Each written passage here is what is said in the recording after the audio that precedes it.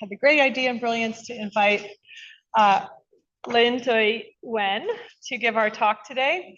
Before we get started, I wanted to, though, for those of you in the room, we're still doing our 6-punch card event. You can pick up your punch cards here. There are extra posters that if you'd like a poster for this quarter's seminar series, and we are also, we have workshops on a variety of different technical skill building opportunities, and for those of you who need to, there's a sign-in sheet for the seminar. So without further ado, I'm really delighted to have Lin Wen here.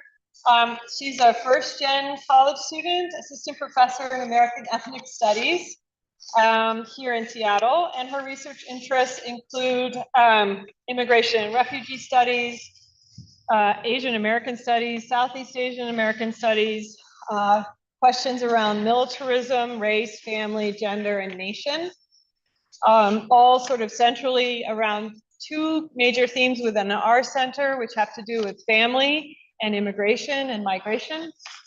So we're really happy to have her insights. I think she'll be giving us some perspectives on her new book, Displacing, Kinship, the Intimacies of Intergenerational Trauma in Vietnamese American Cultural Production, which has just been published by Temple University Press, which is one of the top presses for Southeast Asian studies. So it's really exciting to have that.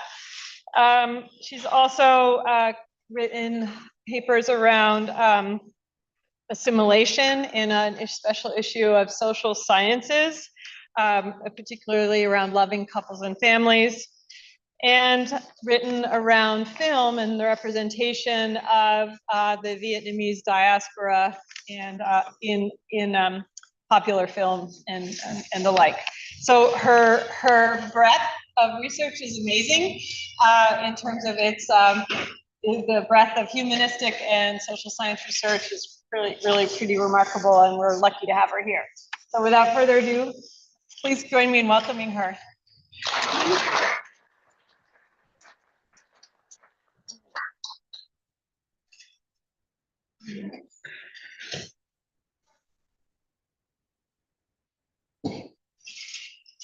On our screen.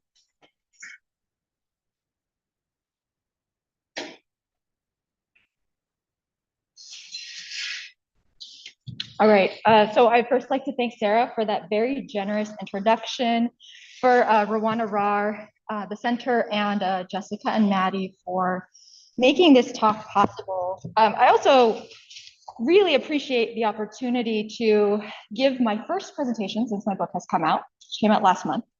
And I'm grateful to share this book with a very, very different audience than I'm used to presenting. And so as I was talking to people about this presentation, I joked that, oh, I guess I should I have my camera on?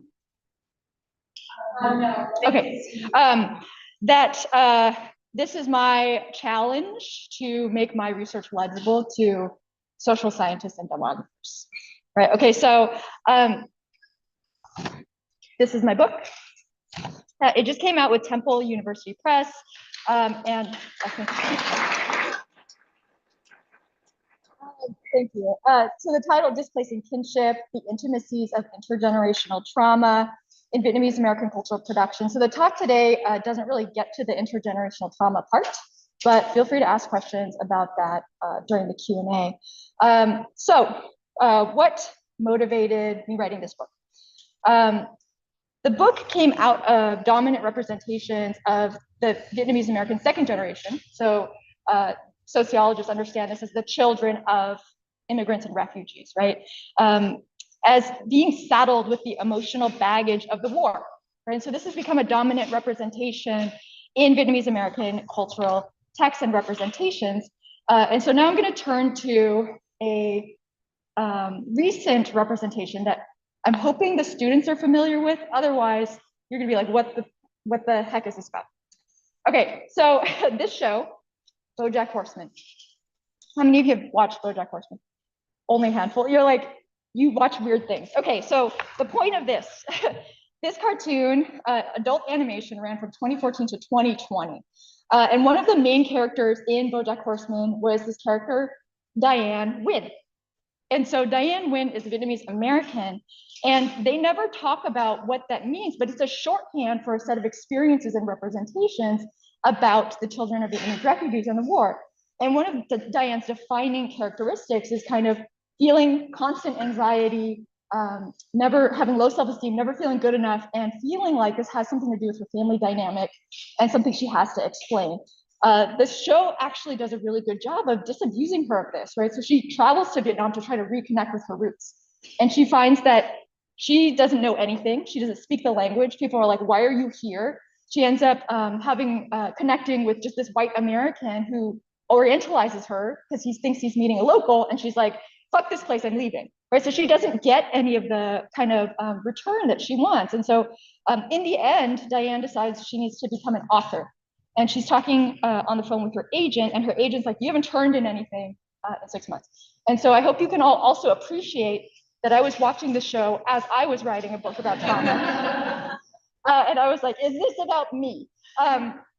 She's walking through the mall and walks past the store, and her agent's like, what is your book about? And she's like, it's a book about trauma, right? And so the show actually unpacks this as, not an important motivator for Diane to be successful. And so the reason that I point this out is even this random show, right, uses Vietnamese Americanness as a signifier for this experience of intergenerational trauma. So what does it mean, right? What does it do? How do ideas and representations of family trauma mediate Vietnamese American experience, right? And so some of the early studies of Vietnamese Americans are what I analyze, and I'll return to this slide in a minute, but on my left-hand side is the first wave report, Vietnamese operational feedback, or the OSI first wave report. I'll talk about that in a second.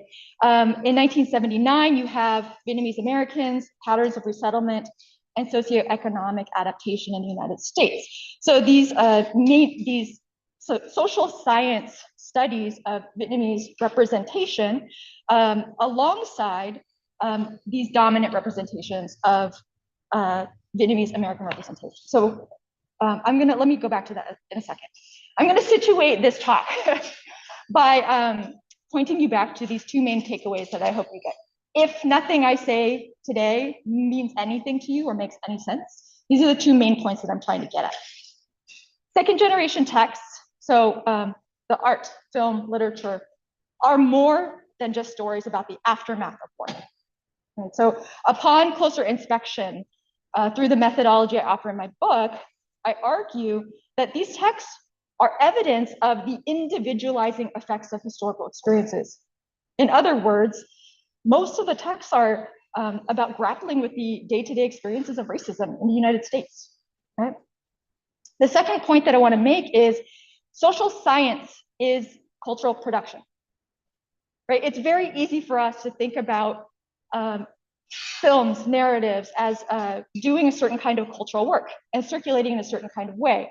But what if we also look at social science as doing this kind of work and circulating in this particular way, right? And so social science is a reflection of dominant attitudes, ideologies, and affects or feelings and emotions, right? And so we need to analyze the surveys alongside the books and mainstream representations, right? And so I focus on some of the most popular representations by Vietnamese Americans, the second generation.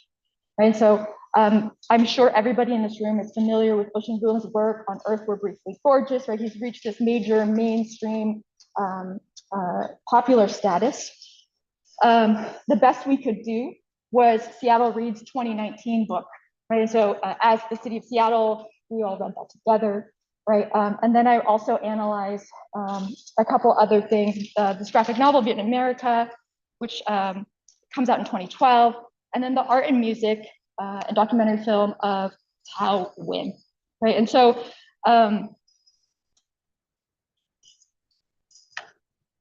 early studies actually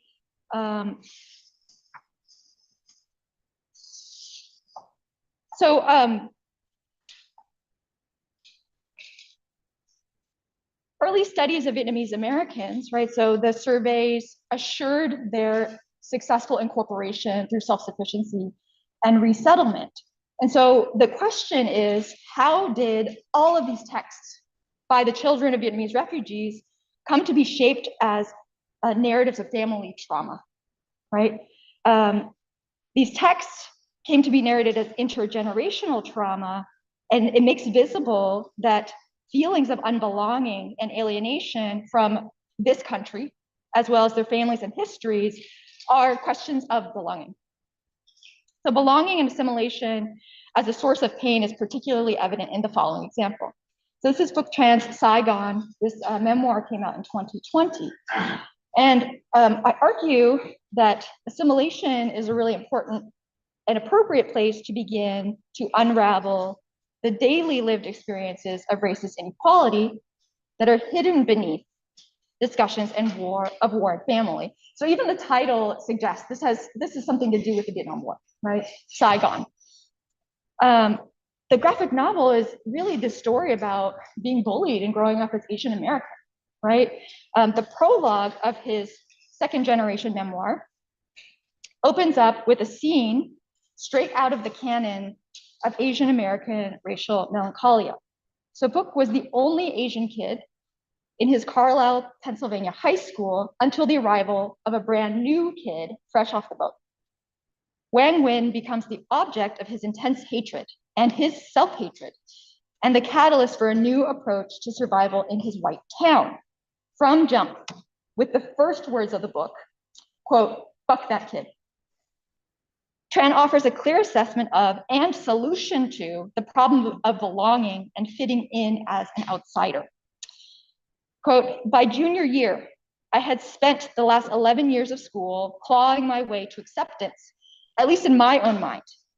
As the only Asian kid in my classes and through 8th grade, and then one of the very few in high school, I had been taunted and bullied in those early years. The blatant playground racism I bore in elementary school dipped below the surface in middle and high school, but it was always rippling under the social currents. I believed I was bullied because I was Vietnamese. So I did the math for my survival. Be less Asian, be bullied less. Armed with this simplistic deduction, I tried to erase my otherness, my Asianness, with an assimilation, an Americanization that was as relentless as it was thorough. My plan for assimilation was a two-pronged attack, top down and bottom up. The top-down assault was my attempt at academic excellence. In the trenches of high school warfare, honor roll and the National Honor Society shielded me. Even if I felt like a social pariah in my classes, at least I would have a better vocabulary than the Philistines. A scene ripped straight out of Maxine Huntington's The Woman Warrior, where the protagonist's identification with the other Asian provokes a violent attack. Tran's reaction is followed by an explication of the vitriol. He offers a frank discussion and direct assessment of the circumstances of his not fitting in. He explicitly names racism as the reason for his being bullied and concludes that assimilation and model minority achievement are solutions to this problem. So, my 2 points. What's my methodology? Right, and so the title, I think, doesn't lend itself to, isn't self-explanatory, right? So displacing kinship comes from this question of how to approach representations of the family in both literatures, in social science literature, as well as second generation American literature, right? And so how do we approach it in ways that don't romanticize or mystify the family, right? Because both literatures are guilty of assigning family an explanatory value that it simply cannot bear out, right? The concept of displacing kinship comes from cultural theorist and filmmaker Trinh Minh Ha, and her response to a question about the effectiveness of identity politics. Trinh affirms that identity continues to be an important terrain of strategic struggle for marginalized people. But as people continue to counter negative stereotypes through strategies of reversal or reclamation, contesting damaging mainstream narratives and representations about themselves and their communities, these strategies of reversal need to be accompanied by strategies of displacement or else we run the risk of essentializing identity and authenticity as ends in themselves. Right? I think we can think of plenty of examples of the way that identity gets uncritically celebrated through the optics of diversity while maintaining the structural locations of those identities, right? We can celebrate Black History Month, right? While maintaining anti-Black structures and policies, right? What Trin is calling for, I think, is a very theoretical way of thinking about things that we're constantly experiencing and living through, right? How do we keep identity as a dynamic site of critique rather than something that becomes essentialized, right? And so my approach emerges from the desire to challenge the assumption that we know what we're talking about when we say family, when we take family for granted, and to provide tools for examining these representations of family as emotional investments in family in both sets of literature. Okay? So my methods. I was encouraged by Rowan to be very explicit about my methods because of the audience, right? And so my methodology is displacing kinship, and the methods I use are cultural studies and affect studies, right? And so cultural studies takes culture as something dynamic, right? It's not a thing that you have, it is not something static, it's not something stable, but it's rather a site where power is negotiated. Right? It is a way to think about how ideas, representations, and discourses circulate, to consider their social, political, historical contexts for emergence. At the core of this method is this question of what makes some ideas thinkable, right? What makes it possible for us to explain things in these shorthands? How do they circulate so quickly? And how do those ideas come to hold more explanatory power than others? Right? So cultural studies is a mode of, for me in these texts, of studying the persistent representation of traumatized families, and a way of seeing that empirical studies and data are also the effects of culture, right? They're representations, right? I hear feedback from students constantly who are met with criticisms about art and humanities as though studying art and literature somehow not empirical or not data points, right? And so we have this automatic assumption that there's this objectivity in the social science that is not informed by our attitudes, cultural ideas, perceptions, etc. Okay, affect theory. So I draw very heavily on queer and queer of color critique and theories of trauma to talk about affect or feelings. And I'm really interested in what kind of work emotions do. Right? So feelings, emotions, affect, the feeling of belonging, the feeling of emotional distance and family discord. How do certain kinds of emotions move? Right? How do they travel? How are emotions the effects of lived experience and structures of power as well?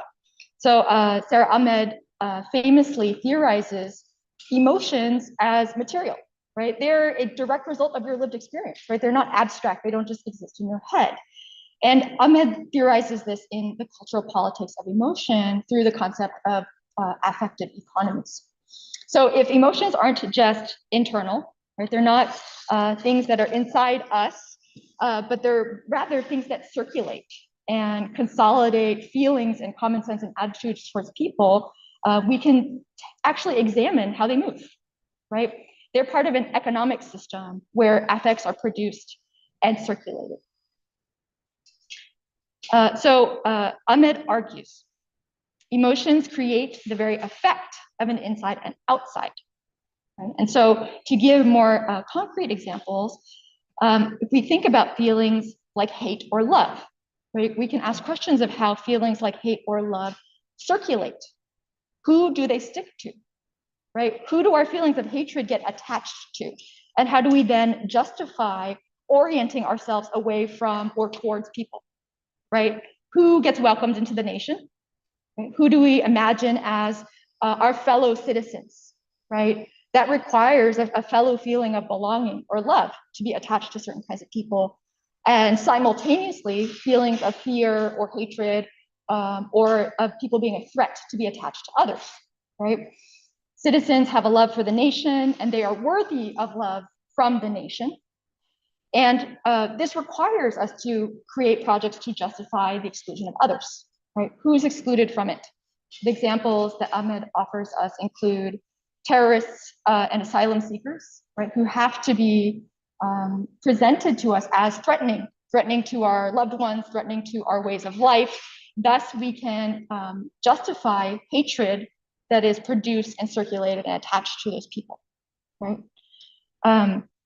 So to reiterate, right, the book's title and methodology signals my approach to examining the text that I introduced to you by focusing on the affective investments evoked through various representations of family and kinship and situating them materially within the political economy of white supremacy and warfare. How does this happen? Okay, so in sociological studies, I argue that sociological narratives contain Vietnamese experience under the rubric of family. So at the end of the Vietnam War, April 30th, 1975, right?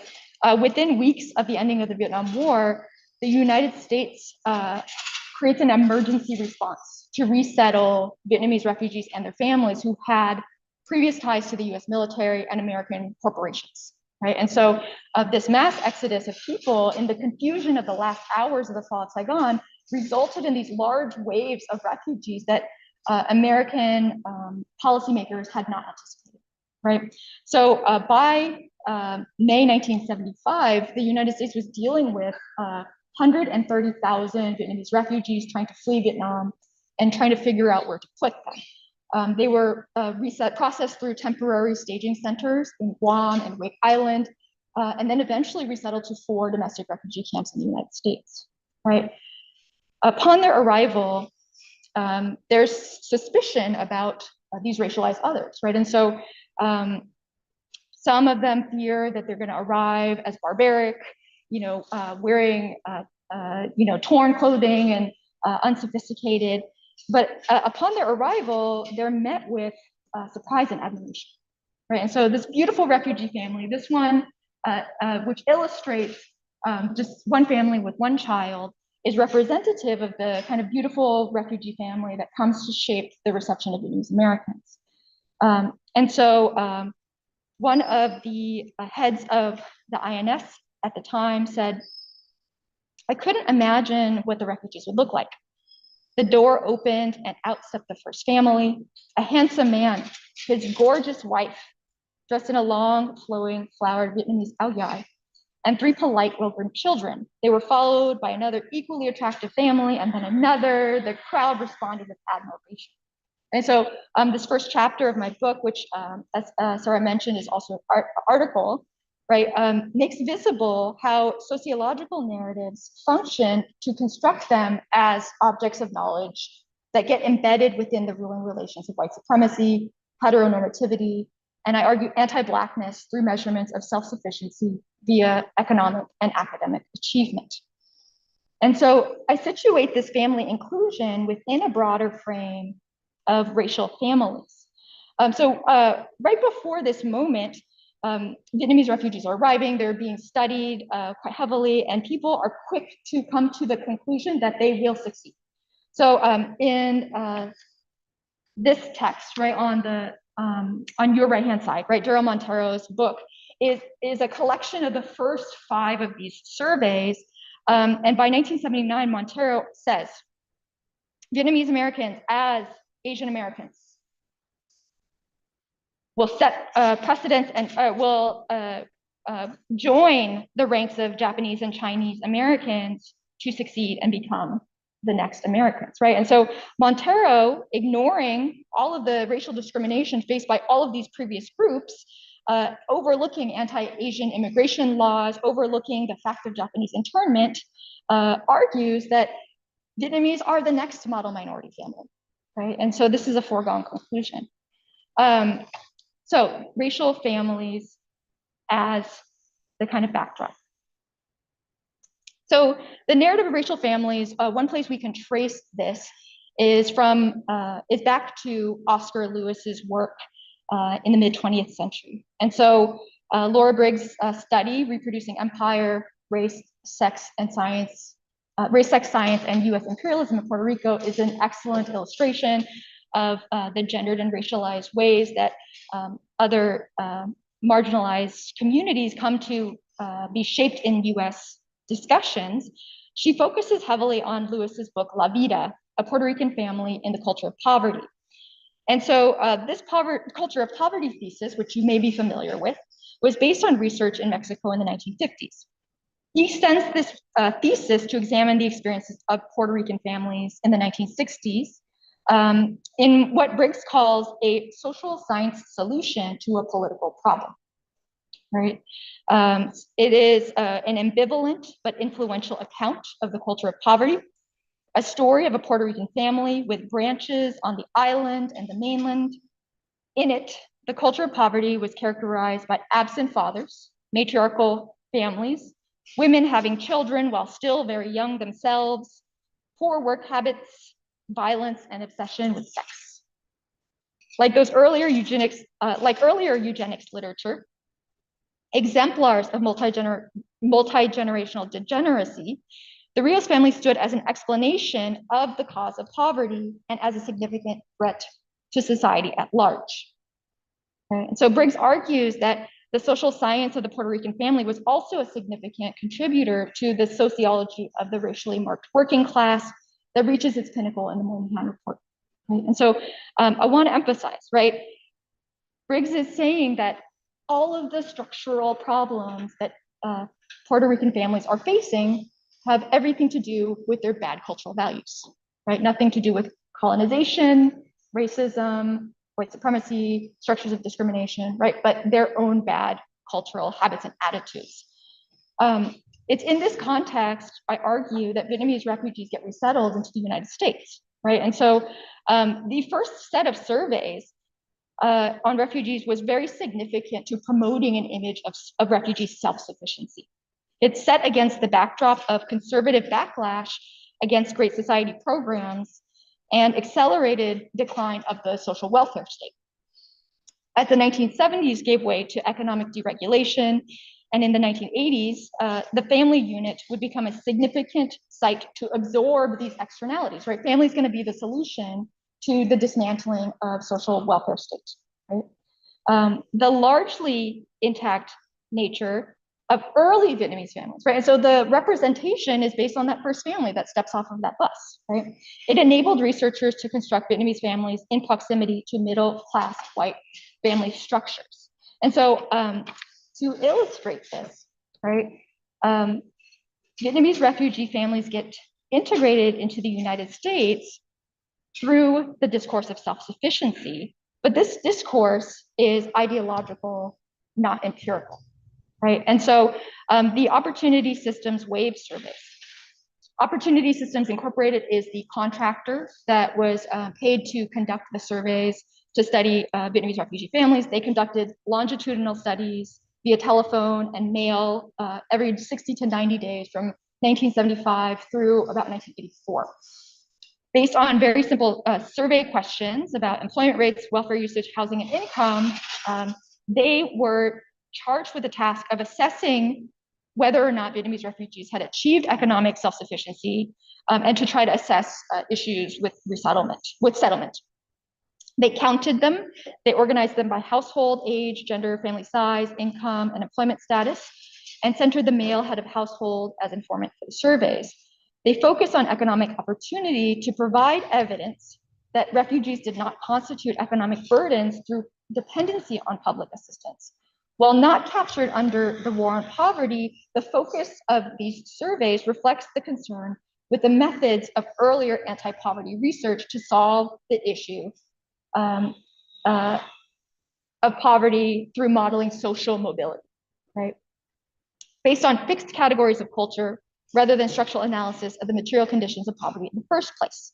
And so by the end of the first 6 surveys, they argued that refugees did not constitute economic burdens and that findings are consistent with the increasing rate of employment and overall progress towards self-sufficiency. So let's take a moment to actually contrast this with what is in the Moynihan report, right? And so Daniel Patrick Moynihan's report, 1965, very famous for vilifying the Black family, the Black matriarch, especially for the breakdown of the Black family. And he comes to this conclusion by arguing that 14% usage of welfare signals the steady decline of the Black family, right? In the surveys to examine Vietnamese refugee self-sufficiency and resettlement, they go out of their way, right, to argue 60% report they're not receiving, right, which means 40% are, right? So Vietnamese population has a strong work ethic, right? This is the evidence. And so you'll also note that Moynihan vilifies the Black matriarch for being the head of the household as the signal for the decline of the Black family. In the case of Vietnamese refugees, because they assume that Asian families are conservative, they note that women's participation in the workforce is evidence of their inclusion, right? So they come to these differing conclusions, right? A high percentage of Indochina refugees is in the workforce. Again, you have to remember, this is the first wave, right? The first wave had resources. The first wave had language skills. They had connections to corporations and ways to get jobs. And yet, this narrative persists even after multiple generations of resettlement. Right, okay, so 40% versus 14. This conclusion is ideological, it's not empirical, right? And so family becomes this solution, it becomes this easy way to argue that for the exceptionalism of these Vietnamese refugees, and we can see how this detracts from understanding the realities of their lived experience, right? So this narrative continues to bear itself out. By the late 1980s, you're beyond the first wave of Vietnamese refugees resettled. And so, but this argument persists, right? And so in the Boat People and Achievement in America, a study of family life, hard work, and cultural values, authors Kaplan, Whitmer, and Choi both collapse all Southeast Asian refugees together, Lao, Vietnamese, Cambodian, and come up with this culture values matrix, which they argue is the reason they're successful. And so this is a response to this shift towards cultural pluralism, right? Where we're saying, we don't want people to just abandon their cultural values and become American. How can we get them to instrumentalize their cultural values so that they can better be American? And so they argue that Indo-Chinese refugees are gonna be successful because culture-wide Confucian Buddhist values, ignoring the fact that most of the first wave of Vietnamese refugees were Catholic, right? Family-based orientation, educational values, and hard work, right? So Asian cultural values get articulated as a resource for their successful integration. And so the response to this is actually, Nazli Kibria really notably responds to this in 1993, right? And so she is challenging these representations. She notes, in recent years, the popular media have described Vietnamese Americans as the quintessential American immigrant success story, attributing their accomplishments to the values they learned in the traditional, stable, hierarchical confines of their family. Questioning the accuracy of such family portrayals, she draws on in-depth interviews and participant observation in Philadelphia to show that Vietnamese refugees and immigrants constructed their family lives in response to social and economic challenges faced. To a surprising extent, the traditional family unit rarely exists, and its hierarchical organization has been greatly altered, right? So contrary to the media images described, she argues the families she studied were not the unchanging and uncompromisingly traditional and Confucian entities that they are often made out to be. Rather, I found family life to be an arena of considerable conflict and flux. I saw and heard women, men, and children struggling to reconstruct and redefine the structure and meaning of family. Okay, so you would think like this is done, right? Kibria was like, let's stop talking about it this way. And then Joan Bankston's study, 1999, comes out.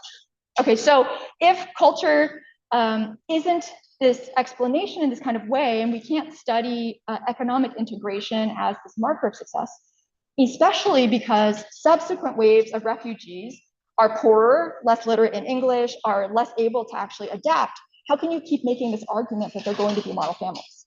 Okay, well, I argue that they strategically shift away from measuring the economic outcomes of parents towards the prospective futures of their children, right? And so Joe and Bankston, in Growing Up American, study the children of Vietnamese refugees, and they go, maybe they all live in the hood, maybe their parents are poor, but they're doing way better than their Black and brown neighbors, and they're doing so well in school, and this is going to predict that their success.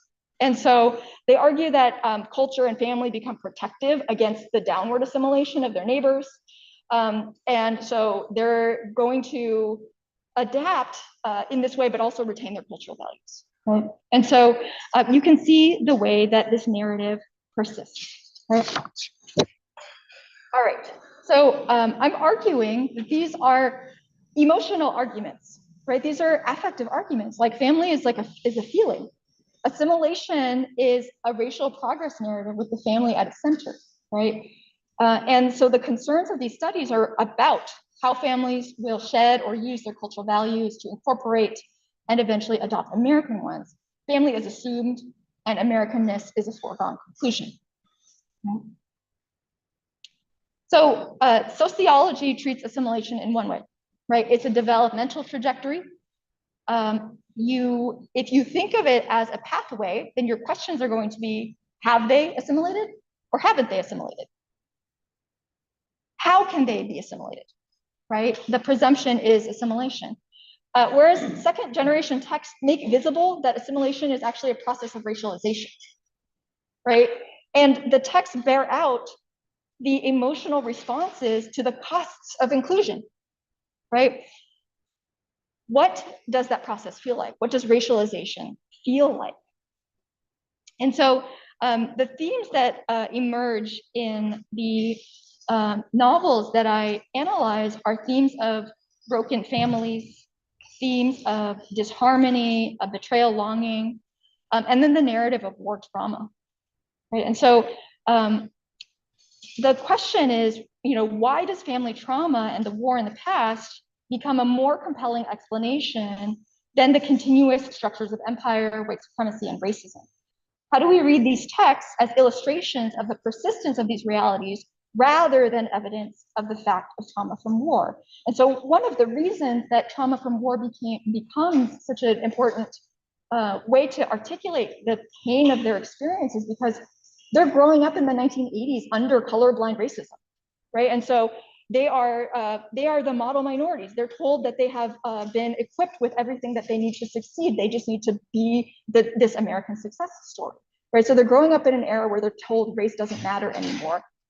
The Reagan presidency is one that's organized around trying to make ideas of racial preference seem as though they're discriminatory, right? So we're not going to learn our histories at all. And this is the context that Vietnamese American authors grow up in, right? So one of my book's arguments is the reason for continuing to assert that there's trauma from war is it becomes a really simple way to talk about pain.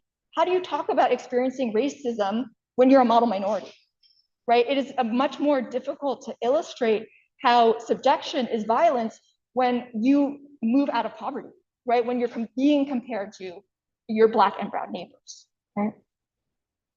So I gave you an example of how I read the sociological literature, how do I read the second generation texts. So this documentary film about Thao Nguyen from Thao and the Get Down, Stay Down. Thao is a queer Vietnamese American musician, right? And so this documentary film is about her first trip to Vietnam and her mother's first trip back in 43 years, right? And so one would assume that this follows the kind of natural progression of these tropes of return to Vietnam, learn your family history, reconcile something in yourself, you get healed, right? That's not what happens, right? So she goes back to Vietnam and she realizes, one, how restrained her mom's life is in the United States, right? Her mom is so free. She's walking around Vietnam, she can haggle with the fruit vendors, she can talk to her friends, she's laughing, she's joking. She's alive in ways that she can't be alive in the United States, right? And so most of the documentary film is actually shot in these really intimate hotel room scenes where she's talking to the director, who's a friend of hers, about how hard it was to grow up in the United States, right? And so we would think that war and trauma would be what this film is about, but it's actually about her trying to figure out why she feels so bad about herself. And it has everything to do with growing up in the US. The main sources of pain that she narrates are, one, her father's abandonment. Her father abandons them when she's about 12 years old, which forces her mother to have to figure out how to support the family, right? And so she says, I didn't know it at the time, but there was this strong, very potent kind of panic. And that was her life for over 16 years. She worked so hard. She worked 17 hours a day with this laundromat. You can see her hands still, they're super wrecked. She starts to cry. She has these crazy patches of sort of dry rash, really wrecked skin on her hands. And so her heartbreak is really about the struggle of trying to make ends meet in the United States, and not from the things that she lost from the war necessarily.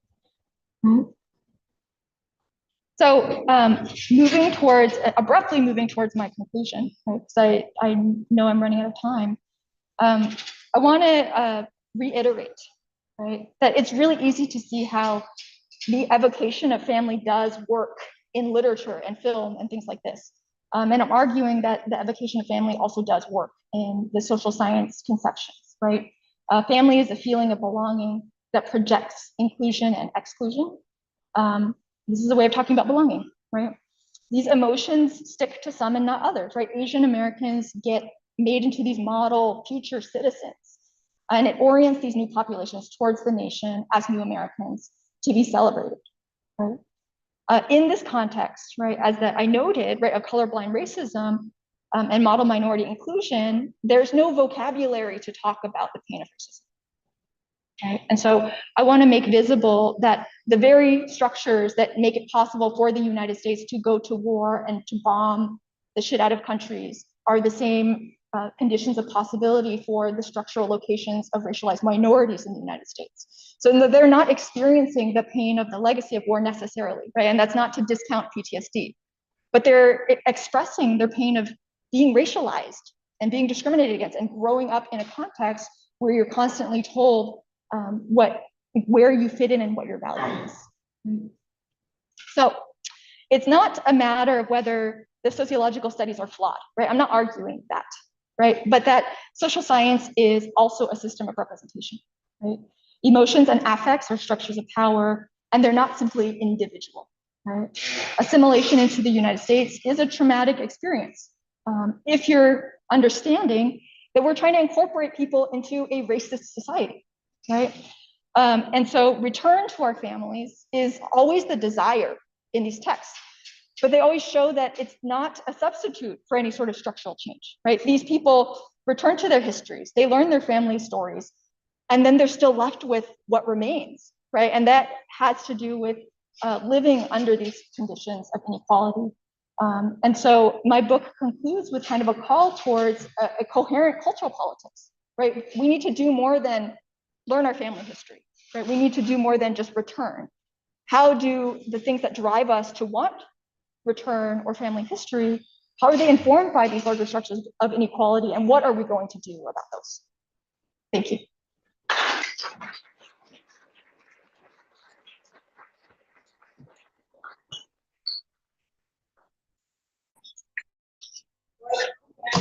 I'm not going to questions, but I'll wait until we hear from others, and I'm monitoring this.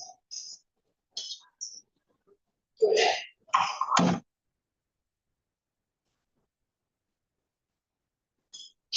Yes. And I'll let you do the call.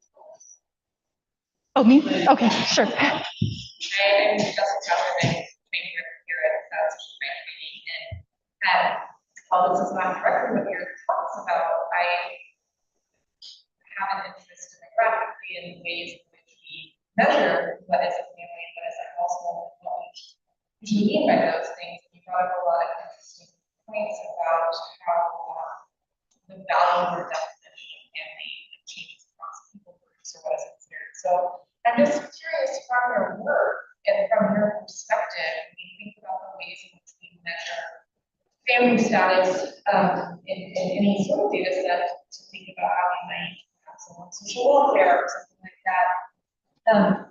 How do you have any insight or thoughts about how to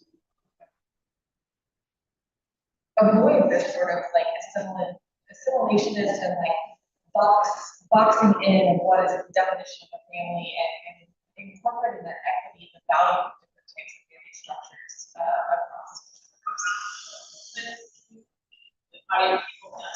I will try. I think Jess was asking, keeping in mind the ways that we conceive of these categories is influenced by, inequalities. Like, how do we actually study these things in ways that don't reproduce those inequalities? I think that I don't want to get like too broad and abstract, but one of the questions is like, why does family have to be the site of intervention for certain kinds of things? Like, are there other ways that we can provide people access to things without having to be within a family unit? How do we dynamically measure what a family unit is? Why do we have to assume we know, who's included? And I think this is really important for much of the contemporary displacements and crises, right? People are not arriving intact, right? And so why do we have to keep thinking in terms of the family unit? Would be one question, like what kind of work is it doing? And if for whatever reason we decide it is important to continue to frame it this way, I think we need to make visible what kinds of assumptions we're making about why that unit is significant. Right? That's an abstract non-answer, but yeah.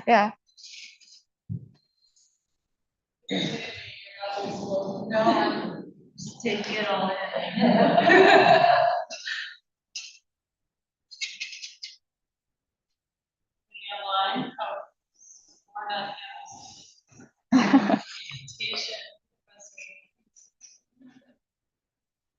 Well, I have a question similar to Jessica's. I really enjoyed this talk very much. And I think that there is an emerging rediscussion.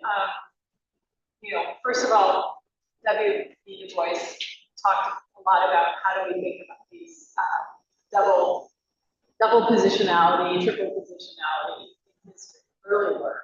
And people try to keep that alive. It comes and goes. There's recently was a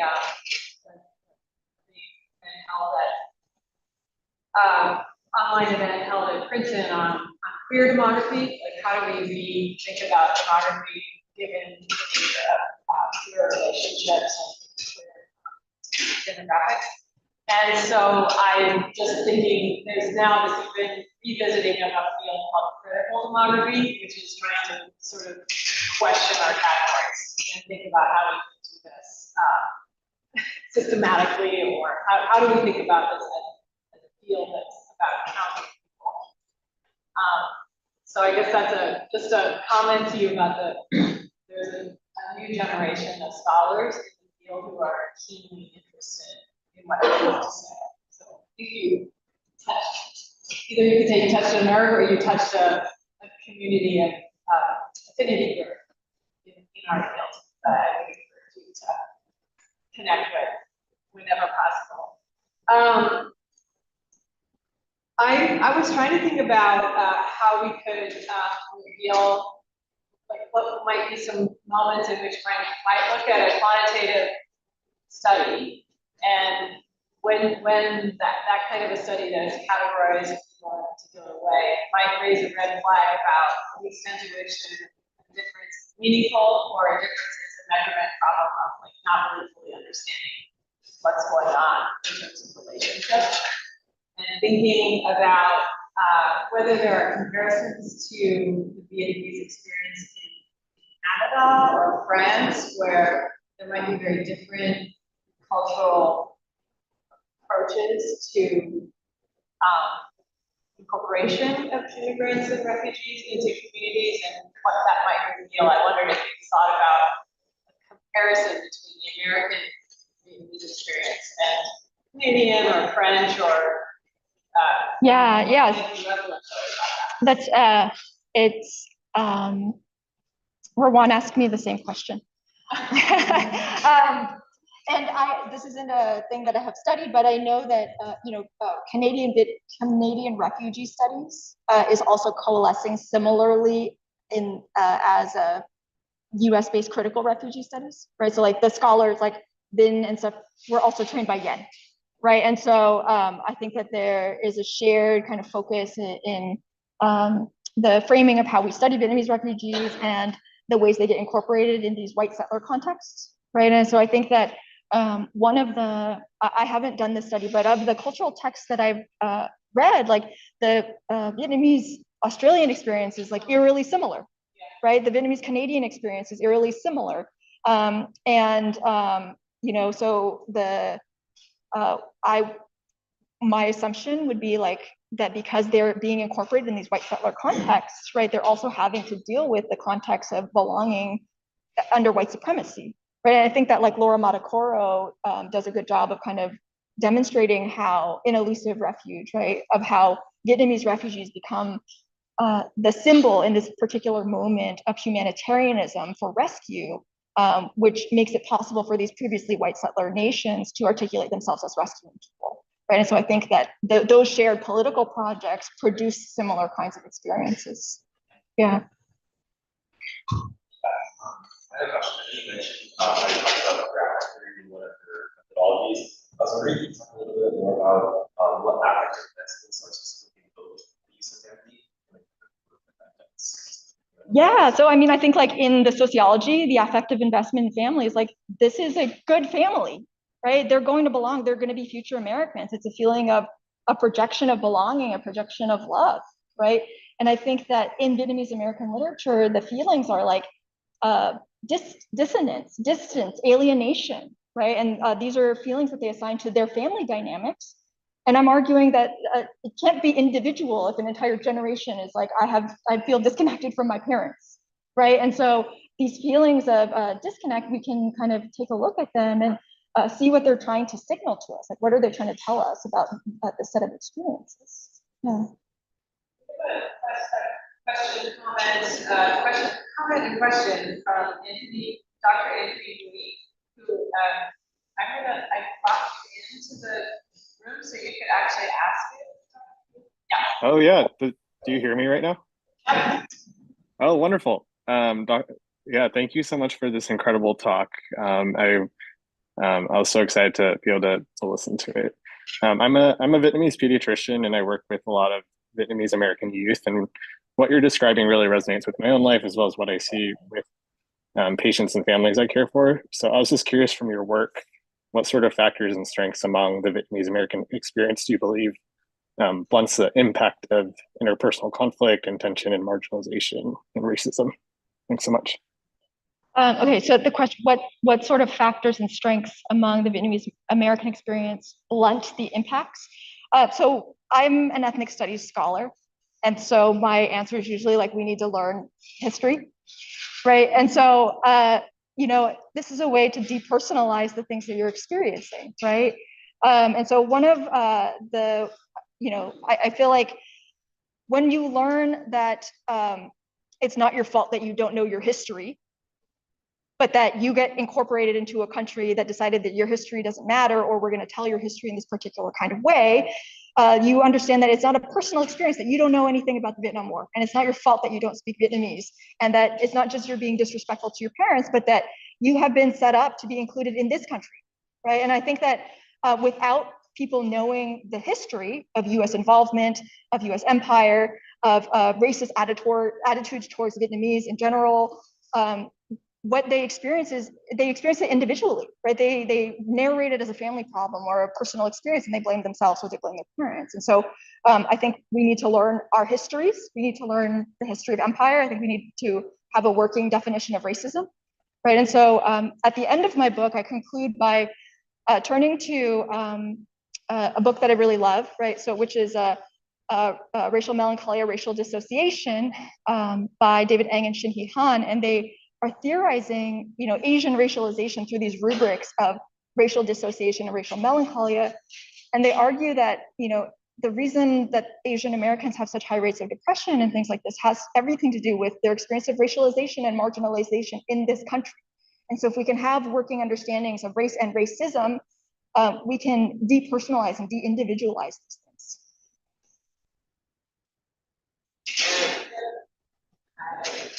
Thank you. I was in your talk, curious.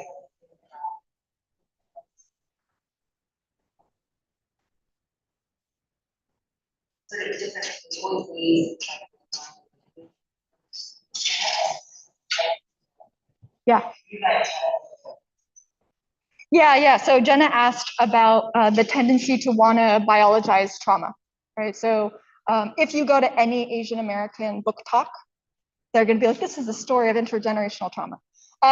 And so people want to say something about the effects of trauma as being inherent to being Asian American or this experience. And so one of my chapters critiques the idea of intergenerational trauma by showing that, you know, even scientists who study epigeneticists and stuff who study trauma say there's something happening here, but we can't figure it out, but we're going to call it trauma because that helps us talk about it, right? So they don't have a scientific basis necessarily for what they're talking about, and even they say that it's discursive. And whatever changes they notice epigenetically, they don't know if it's genetic or environmental or tied to a particular moment or tied to the set of experiences of people over time. They can't pin that down. And so I have a lot of critiques of using the discourse of trauma as kind of this essential or biological experience, and instead argue for talking about trauma discursively, right? Like, what is it that people are trying to do when they evoke trauma, right? And they're trying to call attention to a set of experiences, to pain, to a position, right? And so in my book, I argue that intergenerational trauma in Vietnamese American literature isn't this kind of essential inherited trauma, but it's a way of trying to make connections between the past and the present, right? It's a way to try to articulate this intergenerational relationship through this narrative of shared trauma that isn't just situated in the war, but is also situated within these conditions of racism, capitalism, white supremacy, warfare. Yeah, thank you, Jen.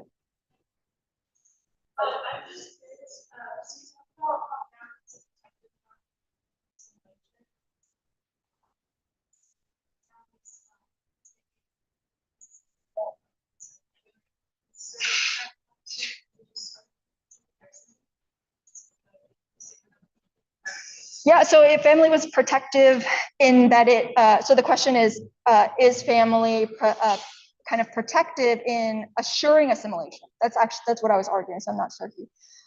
And so this was articulated about the Cubans when they first arrived, right? And so the first set of Cubans who were more white than the second waves of the Mariel Cubans coming in the 1980s. A lot of the discourse was around their successful assimilation, their alignment with American values too. So Vietnamese are inheriting these discourses that are emerging in social science that are based on Cold War refugees that they can align racially with the racial order of the United States. I haven't followed through and seen the ways that these have gotten applied since then.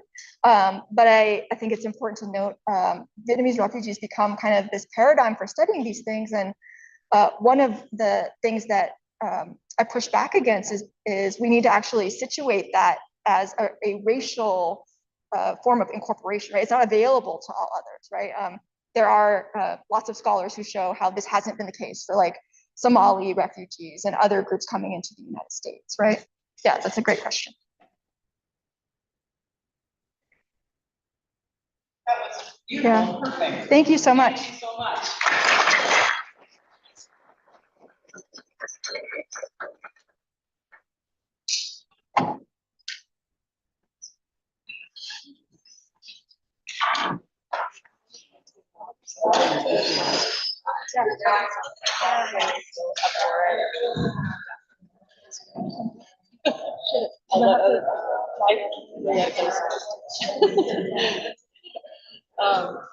I